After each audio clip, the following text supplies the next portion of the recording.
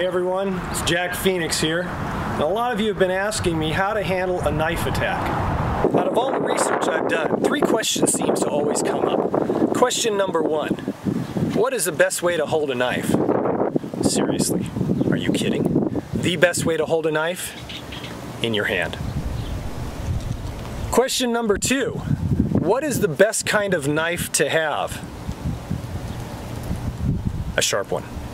And question number 3, what do I do if someone attacks me with a knife? I'm going to show you the best way to handle a knife attack. I know what you're thinking. What if I can't run away, especially not that fast? Don't worry, I was once like you. I knew nothing about knife fighting, but after extensive research, I discovered a way of fighting with a knife and how to train that is very effective and very easy to learn. Before we get into the how-to, let's dispel a couple myths. First myth, blocking a knife. Are you kidding? This is ridiculous.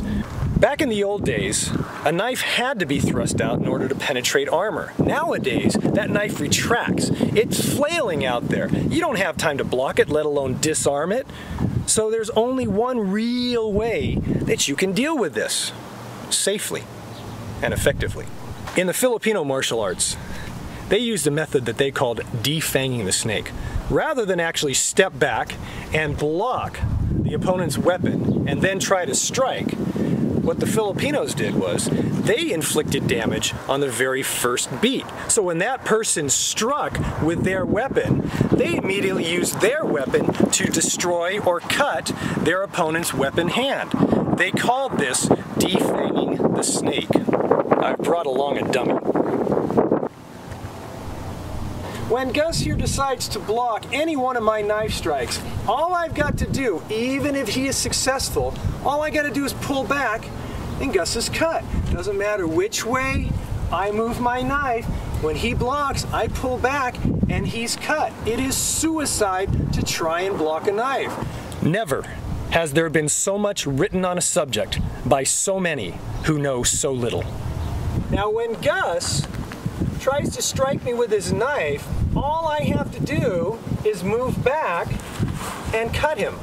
Doesn't matter which angle he cuts me from, I'm just moving away and cutting. He can come underneath, he can come over the top, he can come around this side, he can come from the other side. All I'm doing is I'm moving back and cutting Gus's wrist. This is what is meant by defanging the snake. Once you've defanged the snake, you can either let it go or you can kill it. It's up to you.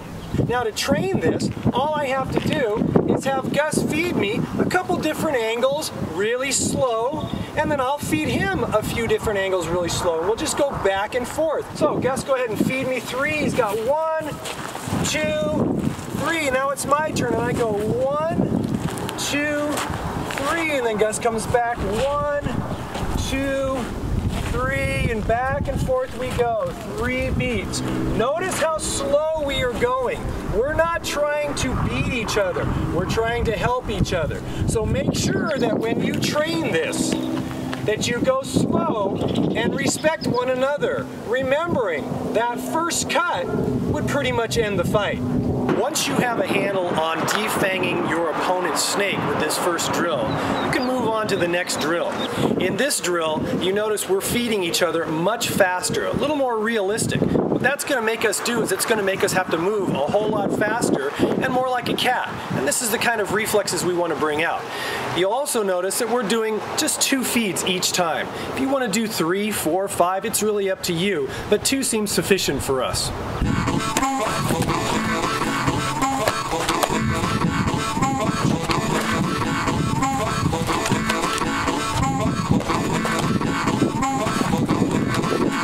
Finally, we want to spend a little time knife sparring. The purpose of knife sparring is to further develop your attributes such as footwork, movement, timing, reflexes, and remember 2 things as you're knife sparring. Number 1, your first and primary goal is to not get cut. Number 2, your second goal is to cut your opponent's weapon hand.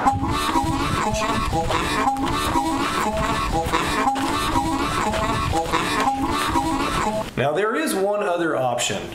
when it comes to dealing with a knife attack. Kind of hard to recommend that one. It's frowned upon in most states. So there you have it, folks. Some simple yet very effective ways to train so that you can learn to have a better chance of surviving a knife attack. This is Jack Phoenix. Thanks for watching. And remember, you don't know Jack, you don't know Jack.